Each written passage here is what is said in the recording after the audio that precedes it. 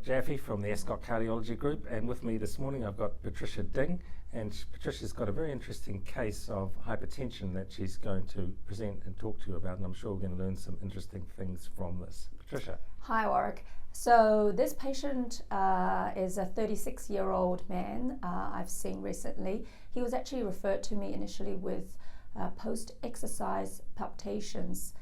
When I met him, he had no conventional risk factors for coronary disease apart from resting baseline hypertension with a blood pressure of 160/80 millimeters mercury. He doesn't smoke, no other comorbidities or histories, and he doesn't actually drink any caffeine-containing drinks to cause palpitations. So we went on to do an exercise tolerance test to assess whether he has any arrhythmia during and after exercise to cause his symptoms.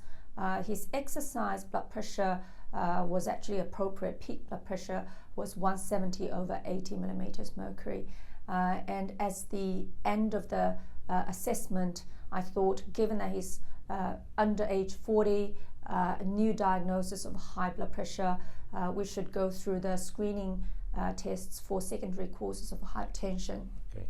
And what are the common screening tests that you do in a patient like this? So normally I would do random cortisol level, renin-aldosterone ratio, plasma-free metanephrines, 24-hour urine metanephrines, and renal artery ultrasound, specifically looking for renal artery stenosis.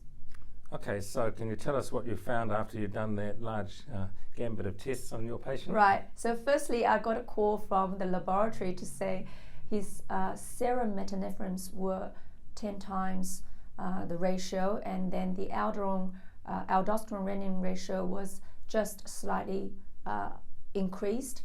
A day after that, the radiology doctor that did the renal ultrasound called me. They didn't find renal artery stenosis, but they saw a 9 times 7 centimeter mass in the left adrenal region, which is quite significant in size. Well, that's a huge thing to find on the ultrasound. Were you surprised about this? Because I thought most people with the pheochromocytoma had their flushing and florid Yeah, sort of my symptoms. initial thoughts were, is this a malignant tumor given the size being so huge? In any case, he needed staging CT and further assessment by an endocrine surgeon, and I've referred him to see one of the surgeons. The CT shows the mass is about similar size, 8.66 centimeter by 7.5 centimeters, and it's consistent with a left-sided pheochromocytoma, and he's planned for left adrenalectomy. Did you have to put him on blood pressure treatment? Because I'm surprised he didn't, with such a big tumour, he didn't have much higher blood pressure or that sort of thing. I initially put him on beta blocker, but apparently for this type of endocrine surgery, they need preoperative alpha blockers in preparation for it. So, what do you think we learned from this case, and how would GPs? We must see a lot of patients with a blood pressure of 160/80 who are in their 30s or something like that. Yes, so, I think ever since I was a house officer working in the hospital for the last 20 years, this is probably the first case that's come back to be positive for pheochromocytoma on screening tests. I've seen the odd occasional ones that had pre-existing diagnosis. The bottom line is we do need to think about doing screening tests for secondary causes in younger patients with a new diagnosis of hypertension.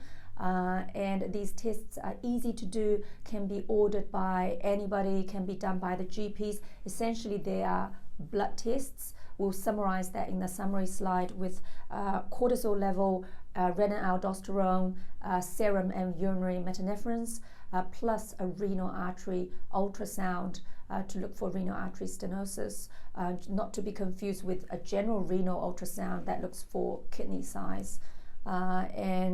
This is not exactly a specific cardiological problem, it's more of an endocrine problem. So it can be done in the community by all the primary care physicians. Well, thank you, Patricia. That's a very interesting case, and I'd be interested to find out eventually how your patient's done with surgery. Yeah, I'm interested to find out as well. Thank you, Warwick. Right, thanks.